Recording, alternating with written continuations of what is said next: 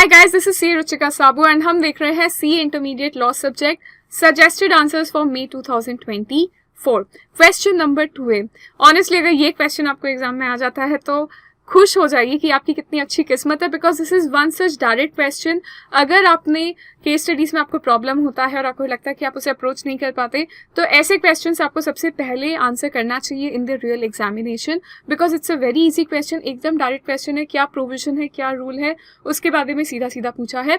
Let's start solving question number 2A। Question 2A जो हमारा है that is from the topic of private placement. तो जो कौन सा टॉपिक है हमारे पास रेलेवेंट यहाँ पे, प्राइवेट प्लेसमेंट वाला। एंड द मोमेंट आई से प्राइवेट प्लेसमेंट, आपके दिमाग में जो चैप्टर आ जाना चाहिए दैट इज वो प्रोस्पेक्टस वाला chapter, prospectus and private placement. And जो रेलेवेंट सेक्शन आ जाता है वो कौन सा है, सेक्शन 42। क्वेश्चन 2A हमारे सामने है, referring to the provisions of companies act answer the following queries. What is the type of resolution to be passed and maximum number of members to whom an offer by private placement in a financial year be made? तो हमें पूछा है कि अगर आपको private placement करना है तो कौन सा रेजोल्यूशन आपको पास करना है। तो first thing that they have is what is the resolution that you need to pass and कितने मैक्सिमम नंबर्स को ये ऑफर किया जा सकता है, the maximum number of persons to whom private placement का ऑफर किया जा सकता है। Question number 2, explain the consequences of non allotment of shares within the stimulated timeline. अगर आपने स्टिमुलेटेड टाइम में शेयर्स अलॉट नहीं किए हैं अंडर प्राइवेट प्लेसमेंट तो what will happen, what are the consequences. Scenario question number 3, in case the shares were allotted within the requisite allot time, when can the company start utilizing the funds received from such private placement? अगर हाँ requisite time पे आपने जो shares allot कर दिए तो कब company जो उस पैसे को यूज कर सकती है, which the company has receive from private placement.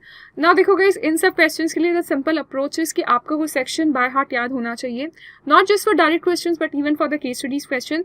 हाँ, फायदा ये होता है कि डायरेक्ट क्वेश्चंस में क्योंकि कॉम्प्लेक्सिटीज नहीं आती, सिचुएशंस नहीं आती है, सीधा सीधा आपसे पूछ लिया जाता है कि क्या क्या होगा, तो आपके लिए आंसर अप्रोच करना काफी इजी हो जाता है।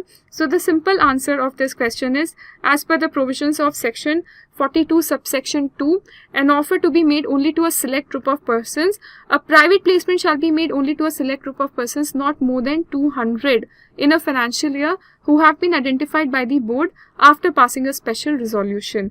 तो यहाँ पे जो रेलेवेंट सेक्शन है वो रेलेवेंट सेक्शन है 42 सबसेक्शन 2। अब अगर आपको याद हो, मैंने लेक्चर्स में भी ये चीज़ बोली है, सेक्शन में जो रेफरेंस है ना वहाँ पे जो लिमिट दी हुई है वो दी है 50 लोगों की, वहाँ पे लिमिट दी हुई है 50% की। उसके बाद रूल्स आते हैं, रूल्स में इस लिमिट को उन्होंने चेंज करके इनफैक्ट वहाँ पे ये चीज़ बताई हुई है कि रूल्स के हिसाब से the association of person, the maximum number of people वो कितने हो सकते हैं, 200।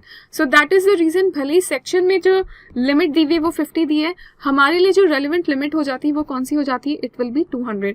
तो आप मैक्सिमम कितने लोगों को एक फाइनेंशियल ईयर में प्राइवेट प्लेसमेंट में ऑफर कर सकते हो securities, that is 200%. So it is 200% and you have to pass a special resolution. आपको क्या पास करना पड़ेगा, it has to be done by a special resolution. So तो मेरा first question था, my first question is what is the maximum number of persons to whom a private placement can be made in a financial year and what type of resolution। तो maximum number of persons जिसका private placement कर सकते हो एक financial year में, that is 200 and it has to be done by a special resolution.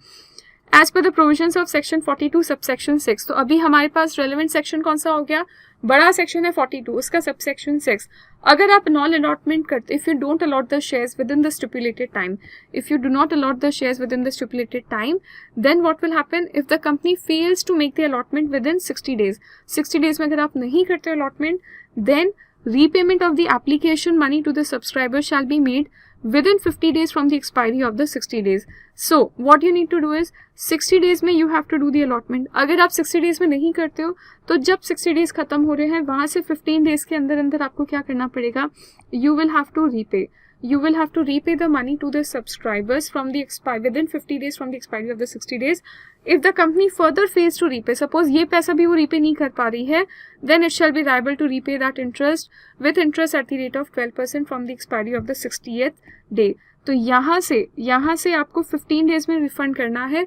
अगर आपने ये भी नहीं किया तो फिर ये सारा पैसा आप रिटर्न करेंगे at the rate of 12% per annum interest. और ये इंटरेस्ट कहाँ से काउंट किया जाएगा, ये 60th डे की एक्सपायरी से काउंट किया जाएगा, यहाँ से it will be counted till the time you actually pay. So first window है 60 डेज में आपको क्या करना है, allotment. If you fail to make the allotment then what will happen, you will have to repay this money the money, if the company fails to make the allotment, the repayment of the application shall be made within 50 days from the expiry of the 60 days. If you fail to do that repayment also, then you have to pay the interest from the expiry of the 60th date, और वो interest will be at the rate of 12% per annum.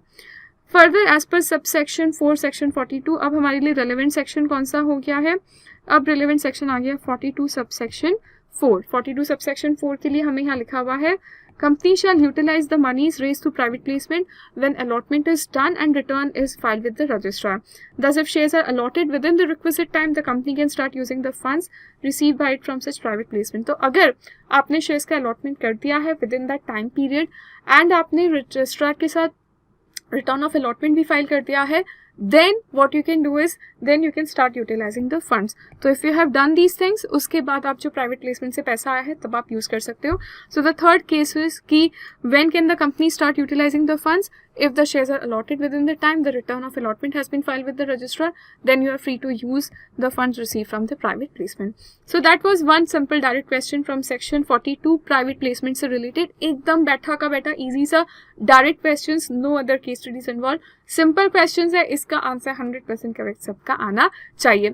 Guys, we have solved almost every question related to May 2024 corporate laws and other laws का subject, जिसकी link जो हमने solve करके we have provided in our website on the blog page, जिसकी link हमने आपको यहाँ पे डिस्क्रिप्शन में प्रोवाइड करी है. So to visit that web page for all the suggested answers for May 2024.